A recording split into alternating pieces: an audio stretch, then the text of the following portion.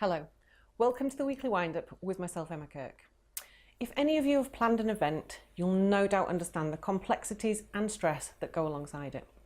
But imagine if you had put months and months of effort into an extremely important event, which included the Mayor and a Lancaster flyover. Then England reached the next phase of the World Cup, causing a clash. Well, that happened to my guest today, Sarah, and she's here to tell me how the event was a huge success, irrespective of the football. Welcome to the show, Sarah. Hello. So for anyone who didn't manage to get to your event, tell me, what did it include? Well, our event is basically the second largest now event in the UK for the military history. So we had World War I displays, vehicles, World War II as well, displays and vehicles and reenactment groups, and also post-war, so you sort of more modern warfare, things like Iraq and Northern Ireland, and those kind of vehicles and displays, as well as big battle reenactments as well. Stalls, entertainment, you name it, it was there. So how many days does this go over? It goes over a total of 3 days. Okay. So on the Friday we have our school visits. We also had the Mayor of Kirklees came and visit us on the Friday as well this year. And we had a bit of a service, laid some wreaths with the Mayor there. And then the Saturday and Sundays are full days open to the public with everything going on. Were you worried when the football ended up being on the same day? Yes. I'm not a bit of a football fan really, but I'd sort of thought about it a couple of weeks before and thought, what's going to happen here? So I had a look on sort of the sports websites and things to have a look. And I'd figured that if on the Tuesday, I think it was, that they'd won, they'd be playing on the Saturday. Yeah. And if they lost, then they'd be playing on the Friday. So by no means did I want to see England out of the World Cup. However, that match, it would have been nice if they'd have lost and they'd have played on the Friday. So it was very nerve-wracking for us, and we were sort of really worried how it would affect the show and the visitors to the show. And what happened? It did have a little bit of an effect. Okay. We maybe lost some numbers, but not anything significant, which was fantastic. I think the main thing was that people came early because we're open from 10 o'clock in the morning. I think people that maybe did want to go home and watch the football match, they came early, saw what they wanted to see at the show, and then could get back in time for the football. What kind of numbers do you have attending? We have roughly between 7,000 and 9,000. So that's over the space of the weekend. And then obviously we have the school kids and things that come on the Friday on top of that as well. And what kind of people are they that come? Are they people who've been in the wars themselves, or are they just people who are interested? Anything and everything really. We get such a wide variety. We get anything from sort of ex-serving and still serving soldiers to older people that maybe, remember their parents sort of in the war and around that time, and maybe children sort of during that time, down to sort of families with younger children will come along, and the kids love to see it, the kids love to learn about it. With the schools on the Friday in particular, it's more than they'll ever learn in a textbook. Yes. So them actually seeing these things, holding weapons, trying on military kit, it's amazing for them. So we've got everything from really young children right up to elderly people. We had a lady there that celebrated her 100th birthday with us this year. Really? Yeah. Oh wow. So she came to see us on the Saturday and it was her 100th birthday.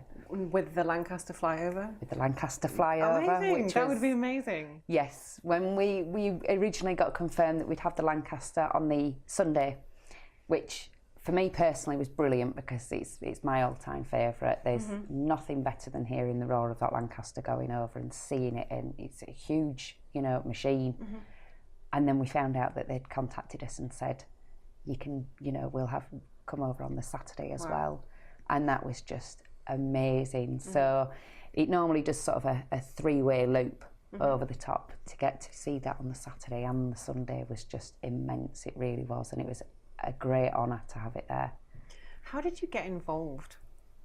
I kind of sort of fell into it almost. I started off where I used to work at a place, and a lady who lives local to the showground had brought some leaflets into work, and I had a look and thought, oh, this looks good, and I sort of was into my photography and things, And I was just actually about to start a photography course. Okay. So I contacted one of the other organisers and said, you know, I want to be a photographer, can I come to your show? And so then I went along, and the first show was knee deep in mud. We had a lot of rain, which was, you know, it was interesting. It makes reenactments more realistic. It does, yeah. Well, you see, the war didn't stop for the rain, did it?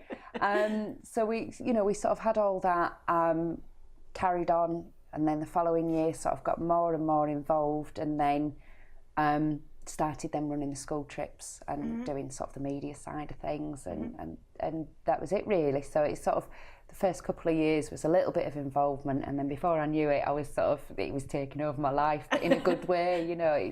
It's such a great thing to be involved in. We all work so hard, and there's only sort of 6 to 7 of us that organise it. We have a lot of, you know, a great team of support and, you know, volunteers and things, but the ultimate team is sort of 6 to 7 of us. Wow. So it's so great to be involved in. It's obviously very successful. So you're going to be doing this regularly. Is it the same time every year? It is, yeah. It's normally the first or second weekend in July. So we've already got the dates for next year, which is the 5th to the 7th of July next year. Organised. Absolutely, yes. Yeah, mainly because we obviously need to book the land, make sure that's all sorted, and then start with, right, what are we going to look at doing next year? What could, you know, did we do anything not so much wrong this year, but is there anything we can improve on? And is what new things can we bring to the show? Because we do get new visitors, but we also get visitors that come back year after year, and we don't want them to come off and go, yeah, pretty much, and sort of turn around and go, well, it's exactly the same as it was last year. We want to bring those new experiences in and improve the show year on year. So you mentioned volunteers. Yes. Is that for the reenactments, or is that for the entire show? That's for the entire show. Reenactment groups usually book in with us separately. That's something that they've done, you know, sort of over time, and these groups have you know, got to shows all around the UK. Volunteers that we look for are people that can help us doing things like the ticket office, you know, anything from litter collecting to, you know, helping people around site, showing people where things are, to preparation as well, you know, booking in the military vehicles, making sure people know where their camp's going to be. These are the sort of reenactment groups and the vehicle owners before public arrive on site. Excellent. So if they want to do that, if someone watching wants to do that, how do they get in touch? They can get in touch through Facebook. We've got Facebook, we've got Twitter, we've got Instagram. They can send us a message through our website as well. So that's www.ywe-event.info. It's Well a bit of a mouthful. And then there's also, they can email one of us. There's contact numbers and email addresses on the website as well, so they can just choose any of us, and one of us will respond to them. Fantastic. Thank you very much for coming and talking to me. I'm definitely putting it in my diary for next year. I do want to see some of these reenactments, but I don't want it to be muddy. So can you organise that as well? Well, yeah, I mean, this year again we had, you know, it was scorching hot, dry weather that we've had, but we get a bit of dust and things like that, but it's glorious, it's great, and it's better than the rain. Definitely, definitely. Thank you very much. Thank you. If you wish to discuss this or any other topic you see on KLTV, our social media and contact details are on the screen. Thank you for watching. I'm Emma Kirke. Goodbye for now.